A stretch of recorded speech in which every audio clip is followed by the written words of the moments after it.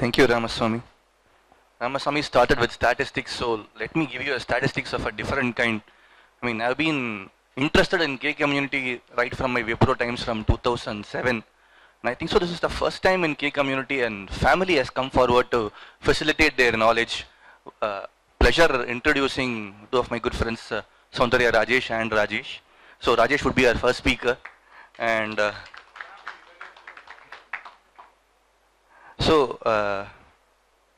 Rajesh has been involved in successful startup of most organized retail formats in India.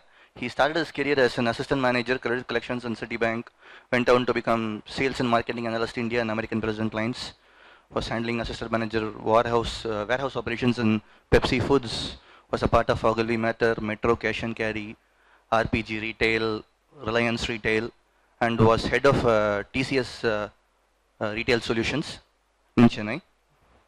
And Rajesh is a very prolific writer. He has written several articles and case studies for leading publications. He's an active trainer and a guest facility in marketing, retailing, service delivery and related fields. He is also author of one of India's first experimental book on Indian retail called The Indian Retails, RETALES, and practical actionable book about career success called Out of Syllabus. Buy that book, it's a lovely book, I've read it. I have another copy which I can give it to you. Rajesh is a retail subject matter expert and is now involved in consulting, mentoring and training. A very simple, down-to-earth person. Pleasure to have you here, sir. So.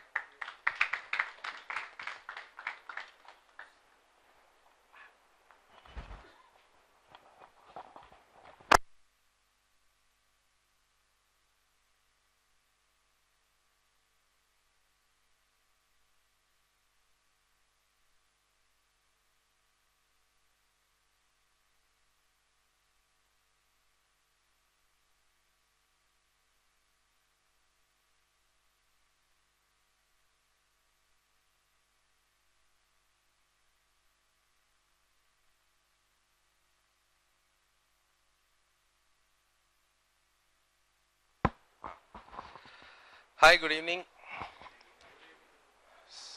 Thanks to Subhash for inviting us. Pleasure interacting and sharing. I would not define what I'm going to share because I personally differentiate between information, knowledge and wisdom. In fact, this is not something that I have discovered. This is what the late Mr. Rajaji says. For those of you who have heard M.S. Subbulakshmi's Bhaja Govindam, there's a small introduction by Rajaji, and I have heard it so many times, and it's become a guiding principle for me in life. He very clearly defines the difference between information, knowledge and wisdom. Fortunately or unfortunately, thanks to Google, today we have an overload of information. The average New York Times newspaper every day has more information than possibly the entire Roman period could have encompassed. I was just Googling something today, and in 0.19 seconds I got 12.5 crore results. Information. Pardon me? No, actually I was searching for self-development books, and I'll tell you why. So, lot of information, but then the world doesn't seem to be a better place for it, right? So what is the difference between information and wisdom? Very simply put, I read about aircrafts, I read about what a pilot should do. I maybe even buy a Microsoft flight simulator, spend maybe 5,000 hours flying planes on my desktop or laptop. That's information. Somebody puts me behind an actual plane. It could be a small, chutku plane. But then I suddenly realized that it's very difficult pulling the yoke back, whereas it was so easy moving the mouse. Suddenly the wind is pushing me in the side. All I had was the AC blowing nice cool air. That's knowledge. So then what is wisdom? No, wisdom is when you're flying 30,000 feet in the air, suddenly one engine fails. You go through all the possible checklists, you go through all the possible manuals, you go through all the possible things that your trainer has taught you, and then you realize that after a point of time your gut needs to kick in. And that gut, unfortunately in our business today, nowadays, everybody says, we should go by data, we should go by information, we should go by knowledge. That gut is nothing but distilled knowledge. You ask a small child also has, some instinct. And that instinct invariably is, I think, smarter and sharper than, maybe all of us combined put together. The whole thing about getting mixed up between information, knowledge and wisdom is something I wanted to share as a preamble, because all of us like the words wisdom, then knowledge, and least of all information. The fact remains that information is the foundation. And in today's world, where there is a surfeit of information, if we are not careful about the information that we seek, the information that we are getting lost in, knowledge is impossible. It was actually in that context that I was looking up this, self-development book. I was trying to figure out why, you go into any bookshop and you have this, long line of shelves which have self-development, self-help, self-improvement books. Again, the world doesn't seem to be a better place for all this. What is the problem? And then I went and added to it. I went and added one more book, out of syllabus. The fundamental issue which I talk about in the book right in the beginning is, for God's sakes, after you read the book, don't try following the book blindly. Simply because when you try copying something, it will never work. Rajnikant has a huge fan following. He is paid crores. Vivek, who copies Rajnikant, at least he has some originality, he is still in demand. What about all those mimicry artists who copy Rajnikant? How many crores do you think they are paid?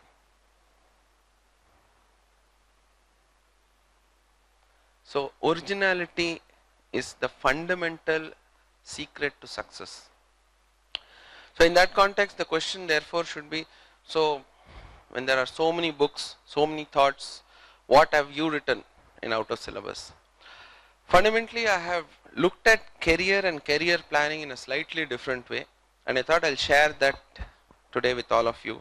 All of you are successful professionals, and like sir was pointing out, it's not in a small time frame but significant time frame, lot of experience. So you might all wonder, what career planning is this going to talk to me about? I mean, I'm halfway through or maybe towards the end of my career.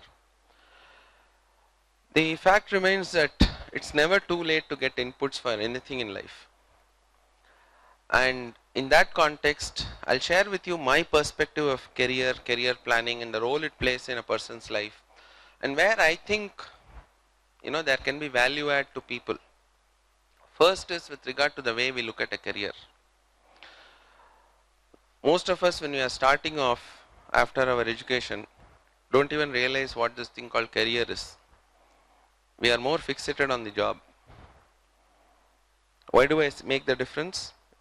We are more fixated on the CTC that's being offered. We are more fixated on the designation. We are busy comparing it with our other classmates, our senior batch. Can I go and show this off at my home amongst my friends, to my girlfriend, my boyfriend? Nobody is looking at, will I be happy over the next 3 years doing this? Will I learn over the next 6 months or 1 year? How is this going to add to my overall life? And that's a fundamental mistake people do. So the way I have approached career planning, and my suggestion for my 2 bits is, we should always look at a career in 3 distinct buckets or 3 distinct compartments. The first compartment is all about learning.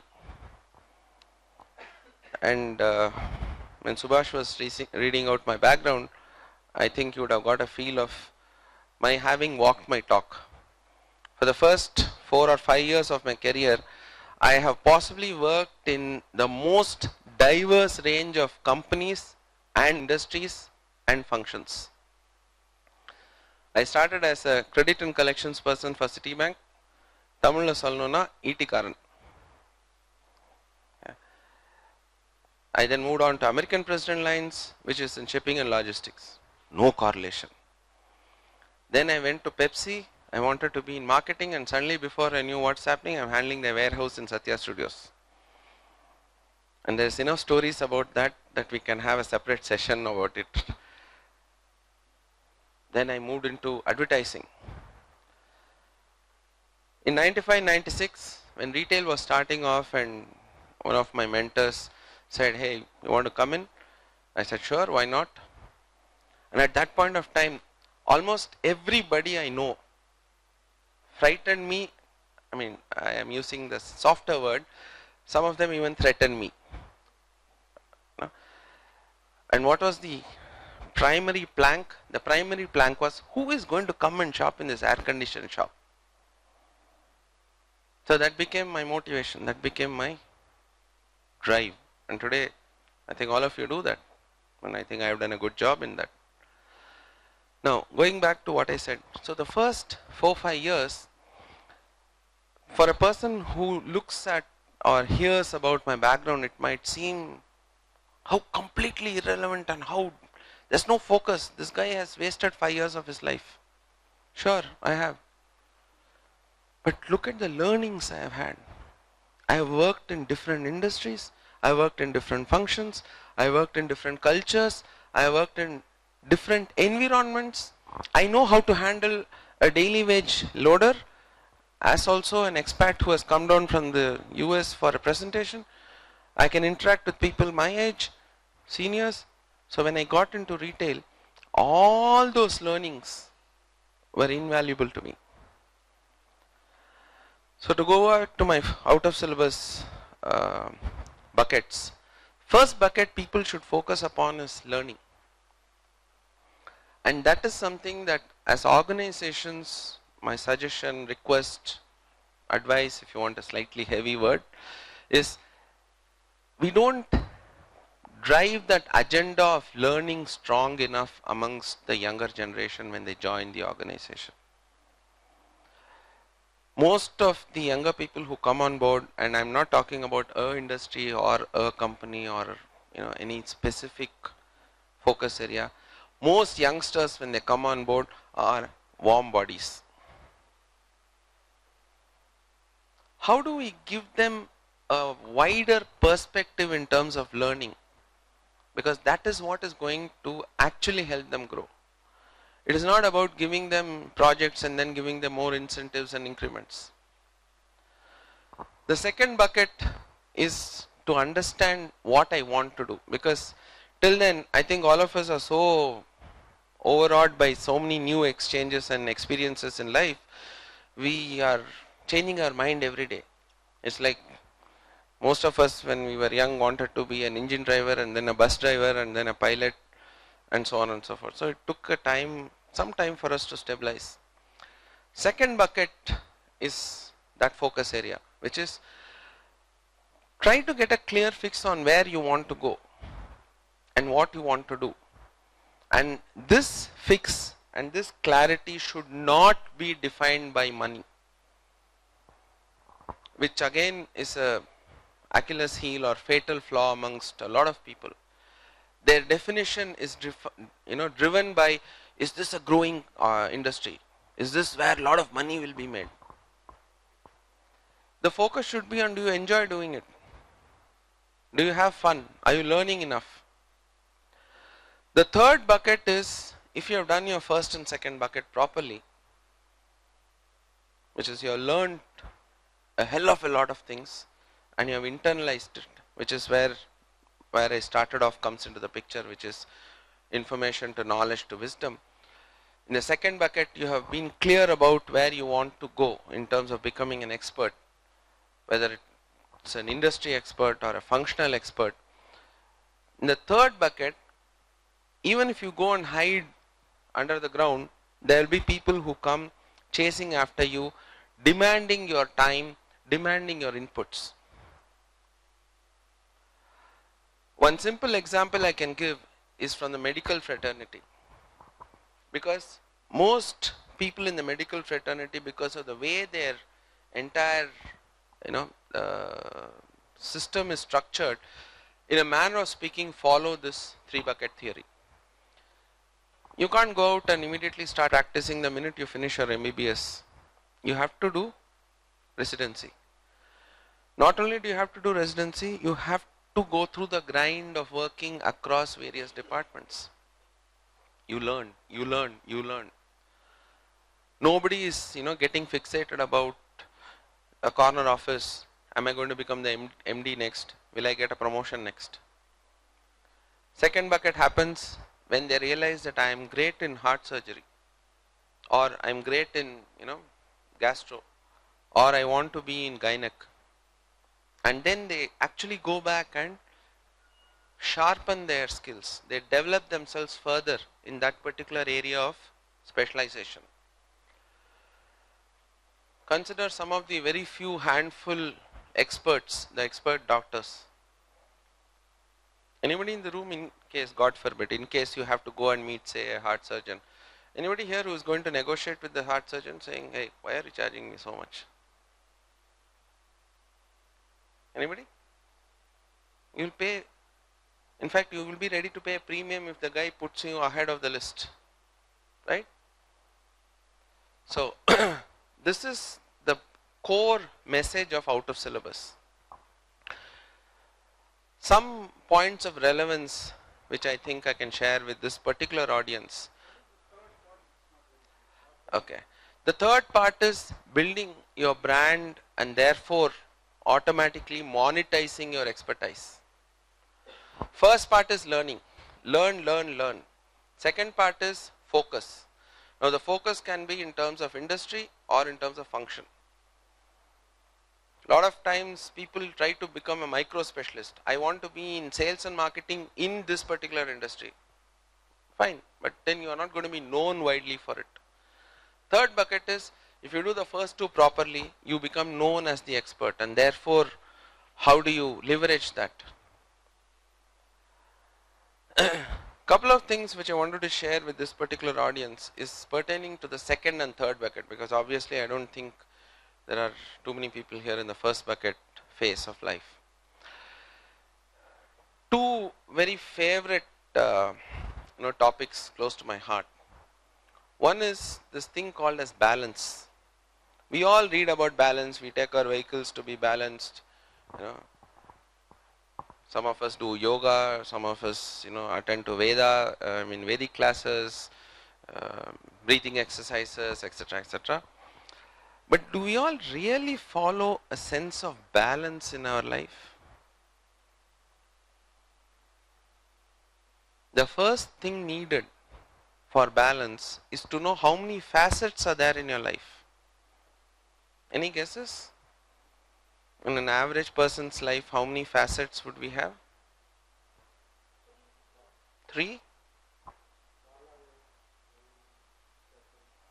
No, what are the different? Family, work, that's it? I'm asking you. Great. In a manner of speaking, there are no right answers, right? If you want to get theoretical from the information point, it's actually in the range of 7 or 8, like you said. It's how you define yourselves. What is important to you? Which is where the first bucket, learning, comes into the picture. For you, if life involves all these facets, then they all become a part of your wheel of life. And the wheel has to be balanced. The simplest example is, no use earning bucket loads of money and having this fancy car and not being able to travel in it because you have a bad back. In fact, the reality of today is most of us have traded off the two core things that are needed to balance our life in a skewed manner. The two core things that are needed for anything in life is time and effort. We invest time, we invest effort. And then we are always trying to scramble because there is pressure from some other side. And just to go into a bit of detail, it could be family, or slightly larger, I would say it could be personal life, it could be professional life, it could be finances, it could be spiritual. I'm not saying God, I'm not saying religion, because they are all manifestations.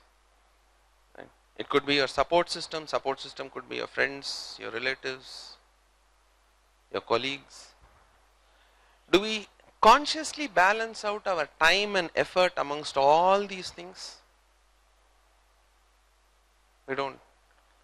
And the net result is most of the time we are seesawing. Family is putting pressure, so let's go on a holiday. And invariably the holiday will be timed at a point when there's a big project coming up. So, and in the holiday we are, stealthily looking at the BlackBerry. So where is the balance? Who is happy at the end of the day? Nobody. And then you have spent this bucket load of money on going on this holiday, so you have to come back and work even harder. No balance. The second personal favorite of mine relates back to the point I raised about Rajnikant. I have a theory called Personal Success Secret. PSS. Secret.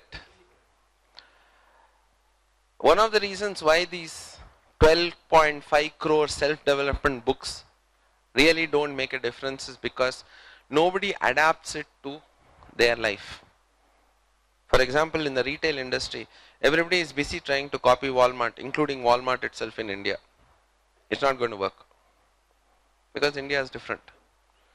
The average density of retail outlets in India is 1 for 100 people.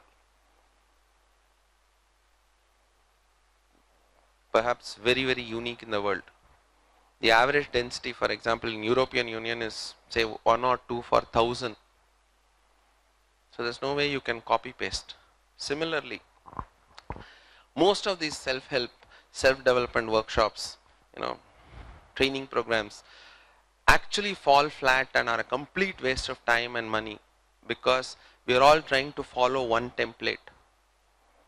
A simple example I often share is this, much acclaimed and much copied firm handshake. Look in your eyes and give a firm handshake. Take the ladies in the audience, for example. In India, the cultural orientation is we are not, the firm handshake background, especially when it comes to ladies. Right? Even guys, for the matter, they don't grow up with this firm handshake orientation. So what do?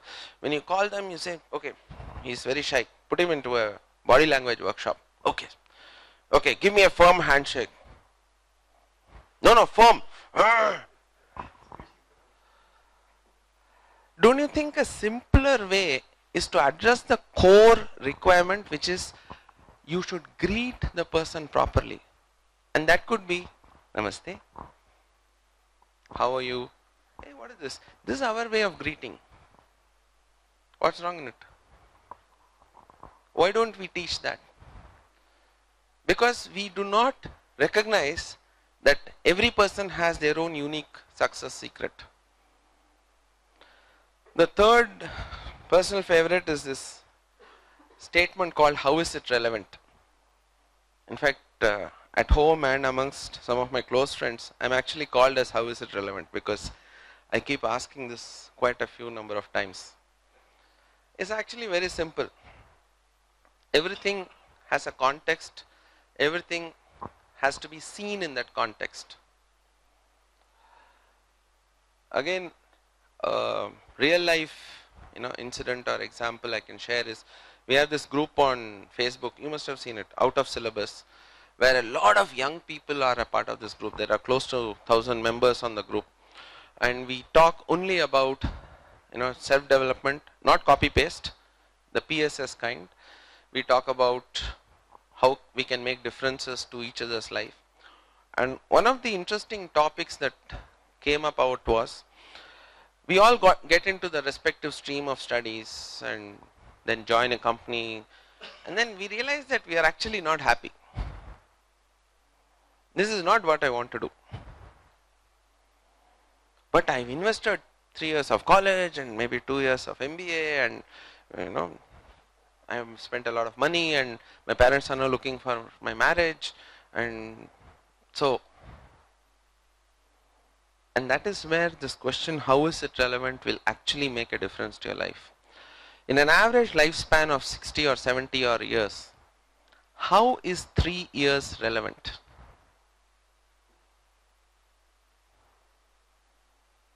How is it relevant? Is it better to be unhappy for 45, 50 years? Or to throw this 3 years aside and treat it as a learning? In end of the day, everything in life is learning if you have an open mind. To that extent, I would even go so far as to say that a lot of us go through mid-career, turbulence, blues, or whatever you want to call it. And at that point of time, why cling on to unhappiness? Why cling on to a sense of frustration?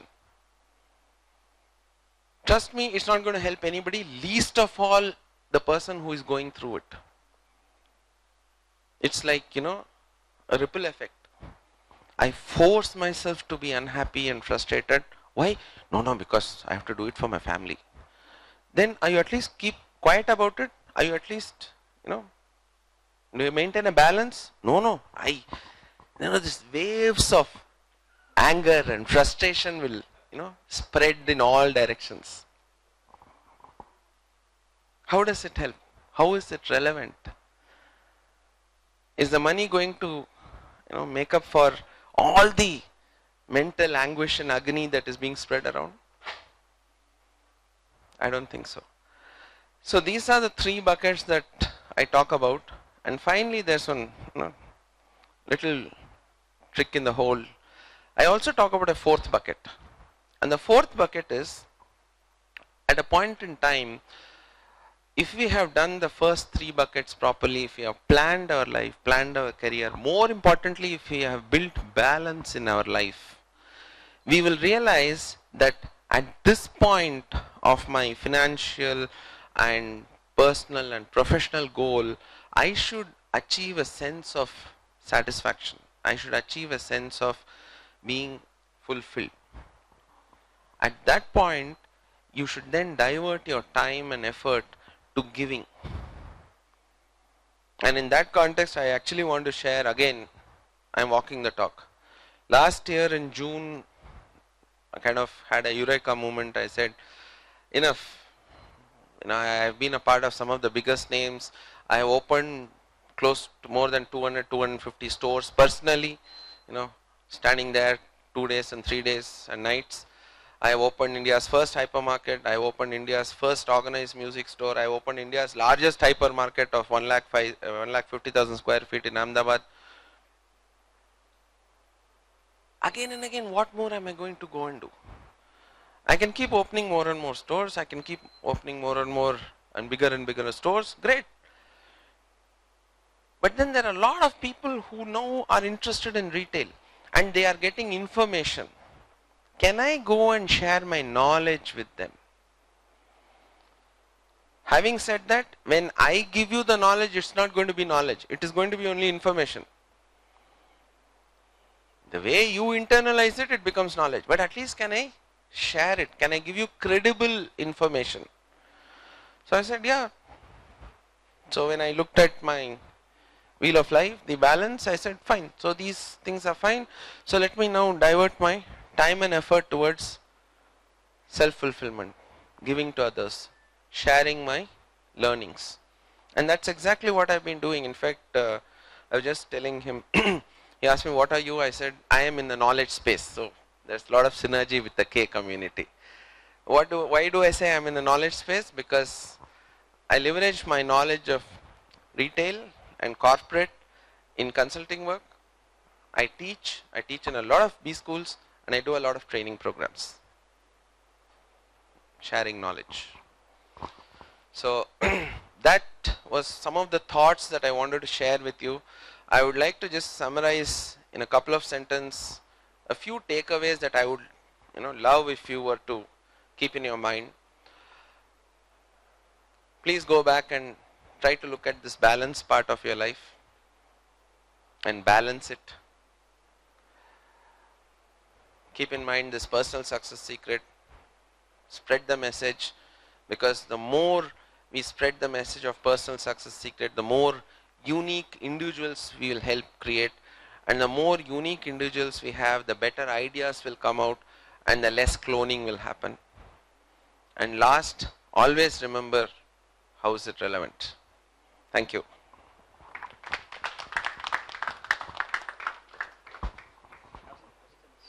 Yes.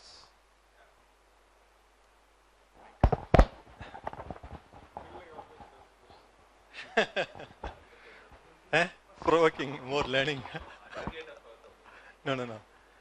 See, I mean, you nicely and precisely put learn, focus, and brand your expertise. It's great. I think it's not just a theory. It works. I agree. Not majority of the cases. The reason is not because the model is wrong, because the society is wrong. And that's where I need your help or some kind of tips in terms of what does it take to stay away from that temporarily, to still learn, focus, and build your brand in the way you want to do it, in the area that you want to do it. Because obviously what happens is, so far so good, you finish your college, nobody cares how much mark you scored and what's your rank and what you learn, what is your expertise and so on. By the time you finish your college, 2 years, 3 years, no pressure. Then slowly your Jadaham is getting floated in the market, right? And the other side, somebody comes and asks you, where you are doing, what you are doing, and how much is salary. And then suddenly the response could be, no, we are looking for a senior project manager in Cognizant earning 50,000 rupees. Everything collapses. So then the parents, and not only the parents, sometimes parents are good, the uncle of the candidate takes them to priest, take them to psychiatrist, take them to astrologer, and make sure that they push that person to all different sides of purpose to ensure that he is completely brainwashed to accept the offer. Sure. Right? So then entire train collapses and in that stage, all kinds of pressure, I'm telling you, the pressure is too heavy. Okay. The question that you asked is actually time immemorial. It actually was summarized in a nice way. Chicken came first or egg? That's the question you're asking. I'll tell you why I'm saying that. Where does this pressure come from? The pressure comes from the Indian context of population and lack of social net. Unlike in the US, we don't have a social net. So we have to earn enough money to take care of our basic needs like health, clothing, education, etc., etc., etc. Sure, we have a choice of going to the corporation school and going to the government hospital. But how many of us are comfortable doing that? The point is, if there is a critical mass which says, no, I am entitled to that, I will do that and I will demand that, then maybe the whole country and the system will change. Right? So first shortcut that happens is, நன்னா படிச்சு நல்ல வேலை வாங்கினா சந்தோஷமா இருக்கலாம். Simple.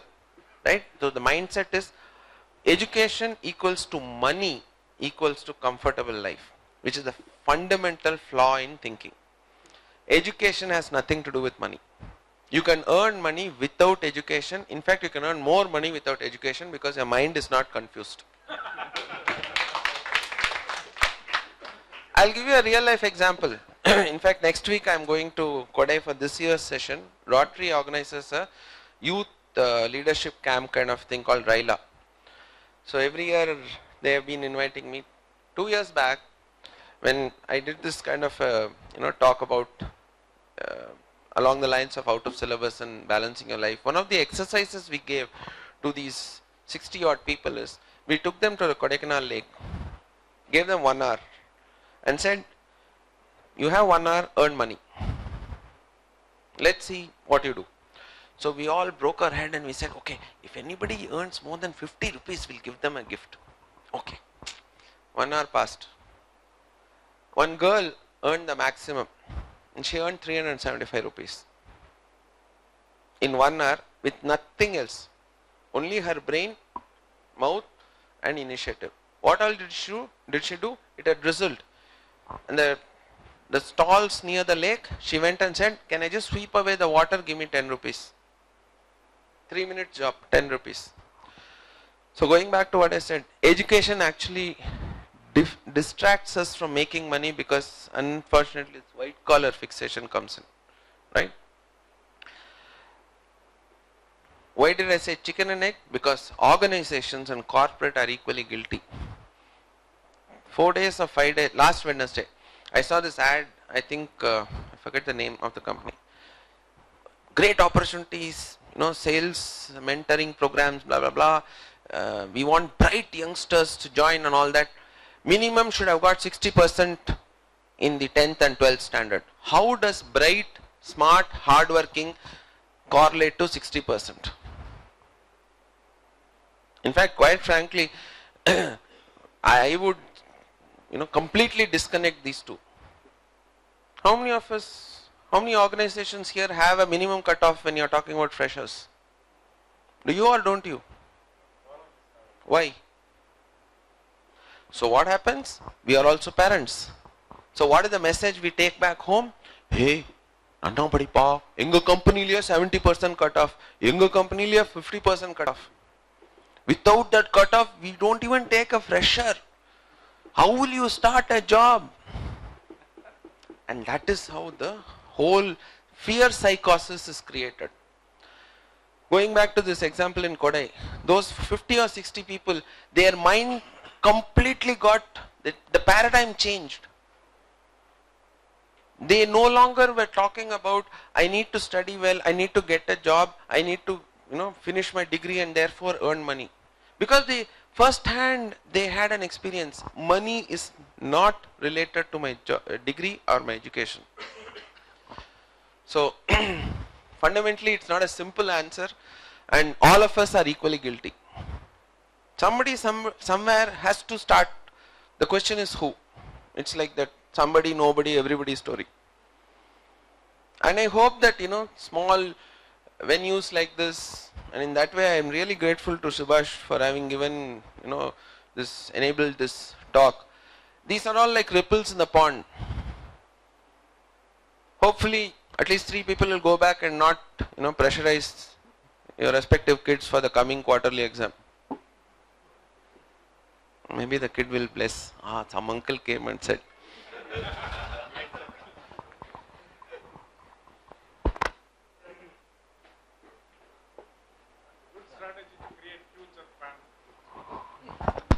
Why not? Thank you, sir. It was a pleasure to listen to the 4 buckets approach, and I think the emphasis on learning, one can never emphasize it too much or too little. It's very important and it's a pleasure. My challenge is a little bit different, sir. My challenge is, I do not think there's a dichotomy between learning and money. I think both are required in abundant measure for everyone. It's not just about the white collar or the blue collar, we require. Because while to state the importance of learning is obvious for all of us, to state the importance of wealth and wealth creation in societies like ours, developing societies, even many leading captains of industry will tell us today that wealth creation as a value is very important, so that many more people can get benefited out of wealth creation, lot more employment and all that. So for somebody entering the industry, I would not downplay money at all. I would say money is very important. So the dichotomy I don't think is between learning and money. I think what is really out of syllabus are coping mechanisms. Coping mechanisms of, say, for instance, the reality of Darwinian values, which I don't think we can brush under the carpet. The fittest will survive. How do you cope with competition? How do you, after entering the loss of innocence and the entry of cynicism in your life, in your career.